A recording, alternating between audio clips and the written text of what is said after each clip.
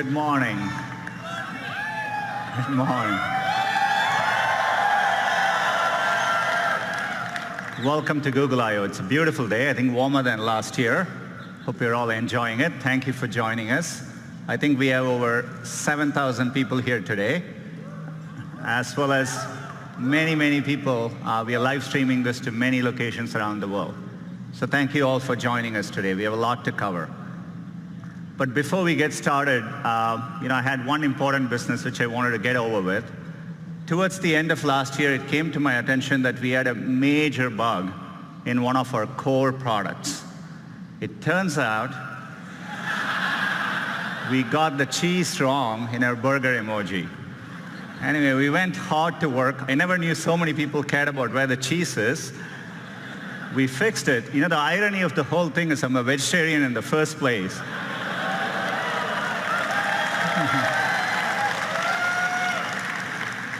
So we fixed it, but hopefully we got the cheese right. But as we were working on this came to my attention. I don't even want to tell you the explanation the team gave me as to why the foam is floating above the beer. But we restored the natural laws of physics.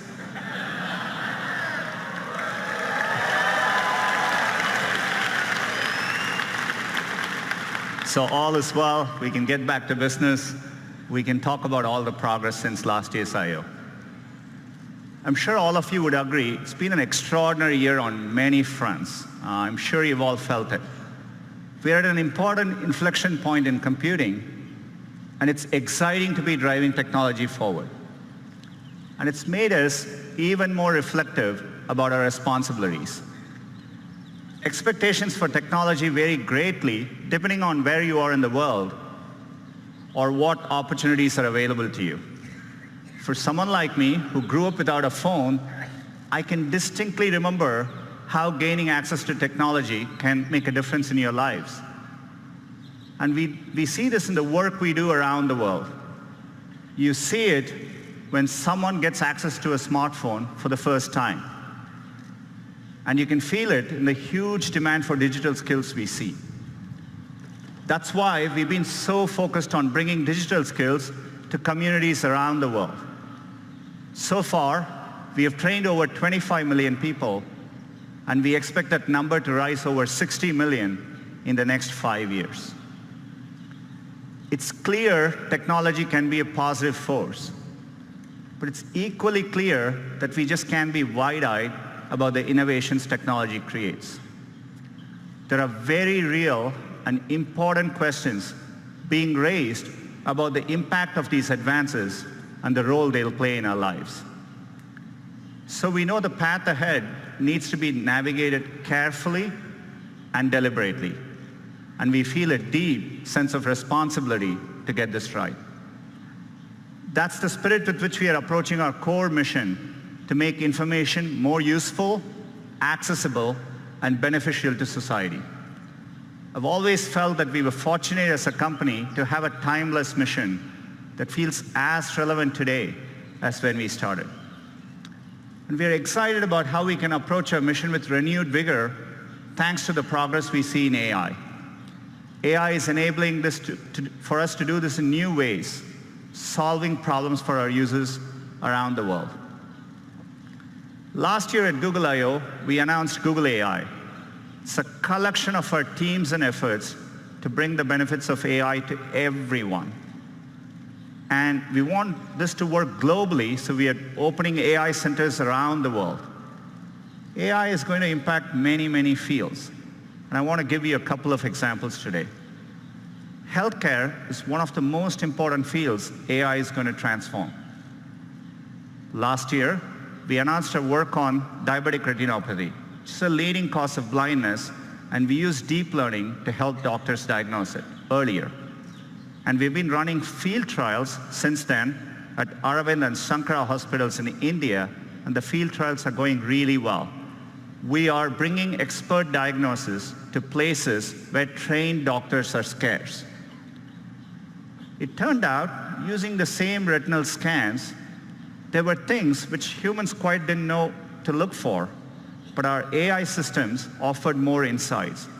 Your same eye scan turns out holds information with which we can predict the 5-year risk of you having an adverse cardiovascular event, heart attack or strokes.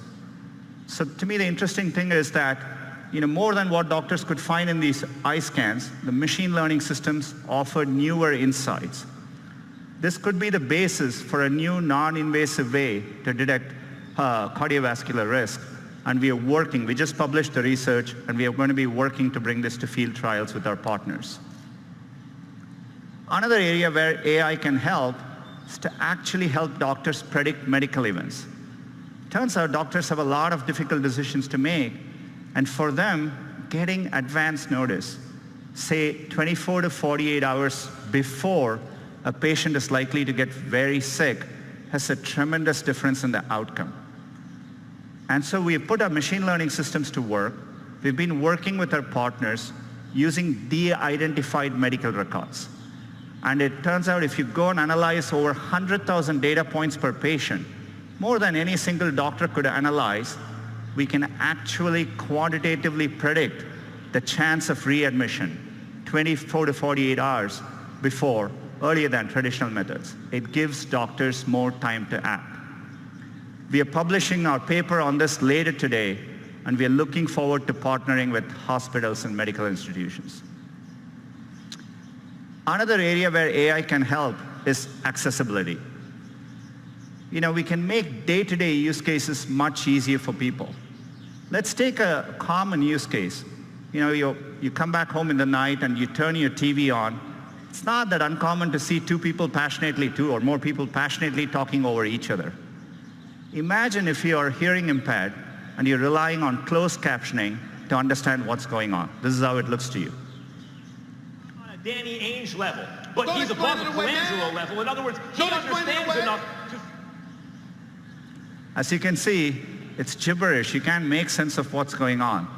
So we have machine learning technology called Looking to Listen. It not only looks for audio cues, but combines it with visual cues to clearly disambiguate the two voices. Let's see how that can work, maybe in YouTube. Not on a Danny Ainge level, but he's above a Colangelo level. In other words, he understands enough to... You said it was all right to lose on purpose. You said it's all right to lose on purpose and advertise that to the fans. It's perfectly okay. You said it's okay. We have nothing else to talk about. We have a lot to talk about.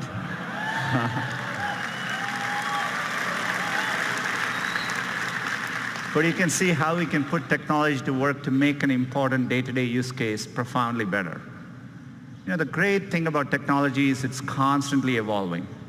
In fact, we can even apply machine learning to a 200-year-old technology, Morse code, and make an impact in someone's quality of life. It's great to reinvent products with AI. Gboard is actually a great example of it. Every single day, we offer users, and users choose over 8 billion auto-corrections each and every day. Another example of one of our core products, which we are redesigning with AI, is Gmail. We just had a new, fresher look for Gmail, a recent redesign. Hope you're all enjoying using it. We are bringing another feature to Gmail. We call it Smart Compose. So as the name suggests, we use machine learning to start suggesting phrases for you as you type.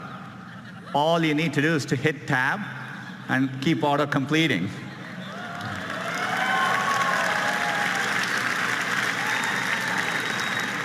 In this case, it understands the subject is Taco Tuesday. It suggests chips, salsa, guacamole. It takes care of mundane things like addresses so that you don't need to worry about it. You can actually focus on what you want to type. I've been loving using it. I've been sending a lot more emails to the company, not sure what the company thinks of it. But it's been great. We are rolling out Smart Compose to all our users this month and hope you enjoy using it as well.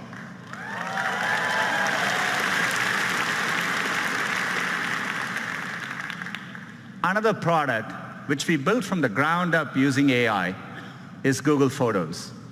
Works amazingly well and at scale.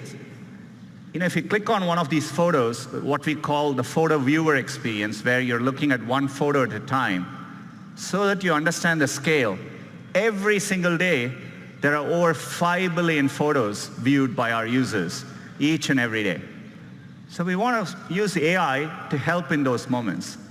So we are bringing a new feature called Suggested Actions, essentially suggesting smart actions right in context for you to act on.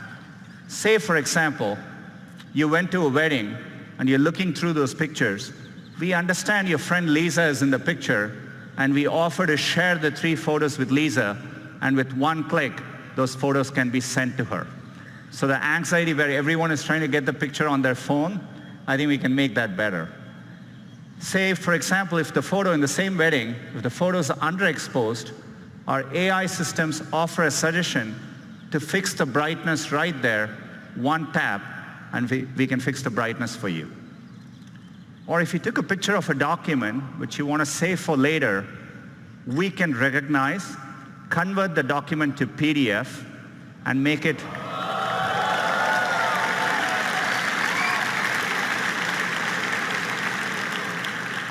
much easier for you to use later. We want to make all these simple cases delightful. By the way, AI can also deliver unexpected moments. So for example, if you have this cute picture of your kid, we can make it better. We can drop the background color, pop the color, and make the kid even cuter. Or if you happen to have a very special memory, something in black and white, maybe of your mother and grandmother, we can recreate that moment in color and make that moment even more real and special.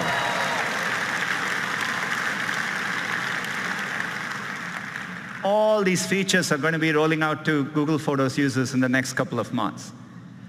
The reason we are able to do this is because for a while, we've been investing in the scale of our computational architecture. This is why last year we talked about our tensor processing units.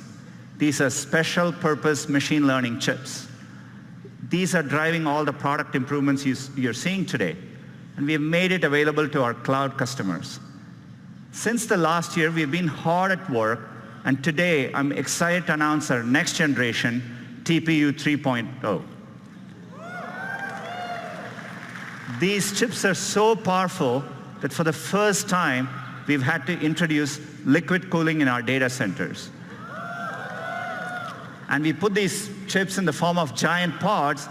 Each of these pods is now 8x more powerful than last year. It's well over 100 petaflops. And this is what allows us to develop better models, larger models, more accurate models, and helps us tackle even bigger problems. And one of the biggest problems we are tackling with AI is the Google Assistant. Our vision for the perfect assistant is that it's naturally conversational, it's there when you need it, so that you can get things done in the real world. And we are working to make it even better. We want the assistant to be something that's natural and comfortable to talk to.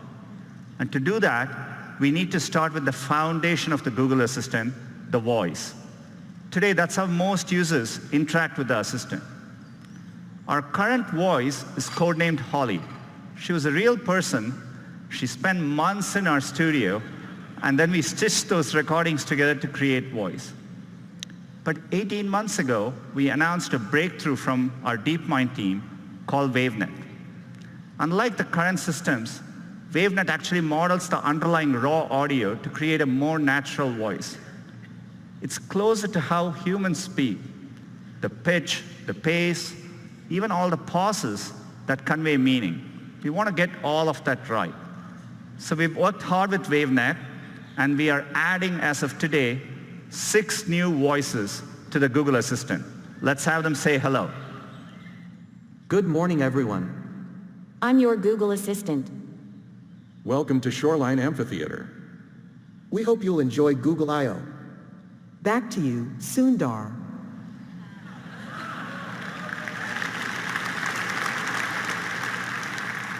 Our goal is one day to get the right accents, languages, and dialects right globally. WaveNet can make this much easier. With this technology, we started wondering, who we could get into the studio with an amazing voice. Take a look. Couscous, a type of North African semolina in granules made from crushed durum wheat. I want a puppy with sweet eyes and a fluffy tail who likes my haikus. Don't we all? Happy birthday to the person whose birthday it is. Happy birthday to you. John Legend. He would probably tell you he don't want to brag, but he'll be the best assistant you ever had. Can you tell me where you live? You can find me on all kinds of devices, phones, Google Homes, and if I'm lucky, in your heart.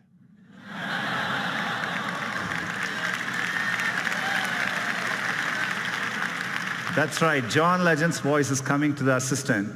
Clearly, he didn't spend all the time in the studio answering every possible question that you could ask. But WaveNet allowed us to shorten the studio time, and the model can actually capture the richness of his voice. His voice will be coming later this year in certain contexts so that you can get responses like this. Good morning, Sundar. Right now in Mountain View, it's 65 with clear skies. Today, it's predicted to be 75 degrees and sunny. At 10 a.m., you have an event called Google I/O Keynote. Then, at 1 p.m., you have margaritas. Have a wonderful day. I'm looking forward to 1 p.m. So John's voice is coming later this year. I'm really excited we can drive advances like this with AI. We are doing a lot more with the Google Assistant. And to talk to you a little bit more about it, let me invite Scott onto the stage.